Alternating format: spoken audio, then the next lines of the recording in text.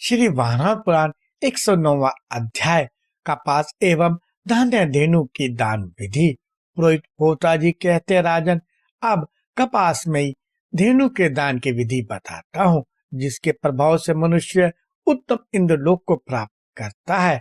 विषुव योग, आयन के परिवर्तन का समय, युगादि तिथि, ग्रहण के अवसर, ग्रहों की पीड़ा, दुस्वप्न दर्शन तथा अरिष्ट की संभावना होने पर मनुष्यों के लिए यह कपास धेनु का दान शिरोव्याह होता है। राजन, दान के लिए गाय के गोबर से लिपी भूमि पर कुश बिछाकर उस पर तिल बिखेर कर बीच में वस्त्र और माला से सुशोभित कपास से बनी धेनु की स्थापना करनी चाहिए। धूप, दीप और नैवेद्य आदि से श्रद्धा पूर्वक मात्सर्य रहित होकर उसकी पूजा करनी चाहिए। कृपणता का त्याग कर 4 भार कपास से सर्वोत्तम गो की रचना करे। 2 भार से गो की रचना करना मध्यम तथा 1 भार से बनी हुई धेनु अधम श्रेणी की कही गई है। धन की कंजूसी का सर्वथा त्याग करना अनिवार्य है।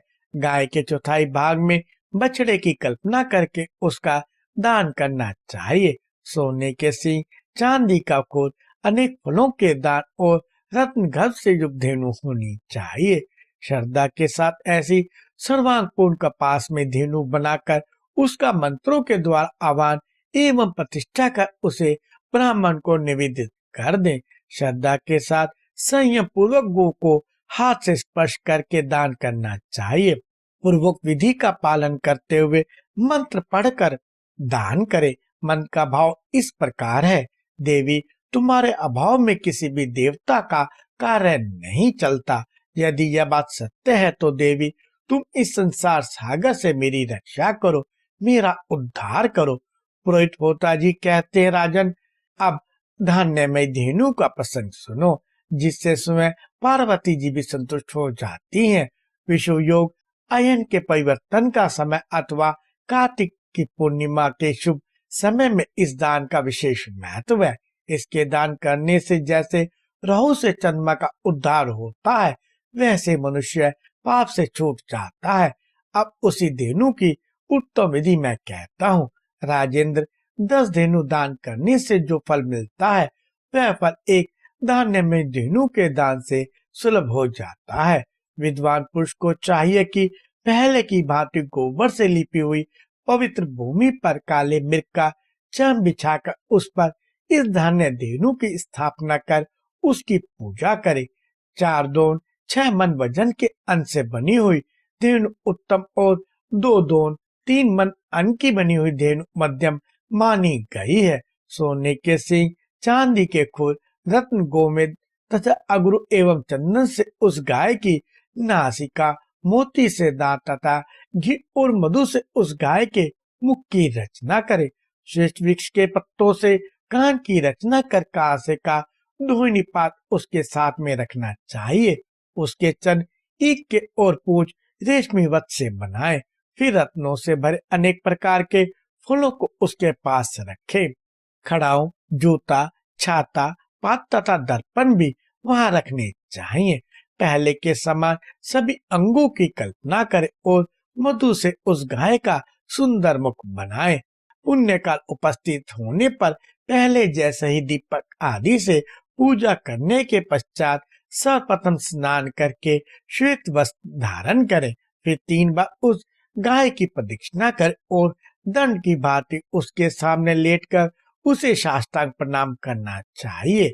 तत्पश्चात ब्राह्मण से प्रार्थना करे, ब्राह्मण देवता, आप महान ऐश्वर्य से संपन्न, वेद और वेदांत के पारगामी विद्वान है।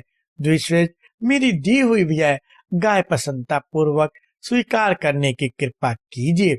इस दान के प्रभाव से देवादिदेव भगवान मधुसूदन मुझ पर प्रसन्न हो जाए। भगवान गोविंद के पास जो लक्ष्मी विराजती है, अग्नि की पत्नी स्वाहा, इंद्र की शची, शिव की गौरी, ब्रह्मा जी की पत्नी गायत्री, चंद्रमा की ज्योत्सना, सूर्य की प्रभा, बृहस्पति की बुद्धि और मुनियों की जो मेघा है, वे सभी यहाँ धान्य में अन्नपूर्णा देवी धेनु रूप में मेरे पास विराजमान है। इस प्रकार कहकर वे धेनु ब्राह्मण को अर्पण कर दे। इस प्रकार गोदान करने के बाद दाता व्यक्ति ब्राह्मण की प्रदक्षिणा कर क्षमा मांगे। राजन, धन और रत्नों सहित संपूर्ण पृथ्वी के दान से अधिक पुण्य फल इस धान्य धेनु के दान से मिलता है। राजन, इससे मुक्ति और भुक्ति रूप फल सुलभ हो जाते हैं, अतः इसका दान अवश्य करना चाहिए। इस दान के प्रभाव से संसार में दाता के सौभाग्य, आयु और आरोग्य बढ़ते हैं और मरने पर सूर्य के समान प्रकाशमान किंकनी की जालियों से सुशोभित विमान द्वारा अप्सराओं से स्तुति किया जाता हुआ वह भगवान शिव के निवास स्थान कैलाश को जाता है। जब तक उसे यह दान स्मरण रहता है तब तक स्वर्ग लोक में उसकी प्रतिष्ठा होती है। फिर स्वर्ग से च्युत होने पर वह जम्बूद्वीप का राजा होता है। धान्य धेनु का यह मार्ग स्वयं भगवान द्वारा कथित है। इसे सुनकर मनुष्य समस्त पापों से मुक्ति एवं परम शुद्ध विग्रह होकर रुद्रलोक में पूजा, प्रतिष्ठा और सम्मान प्राप्त करता है।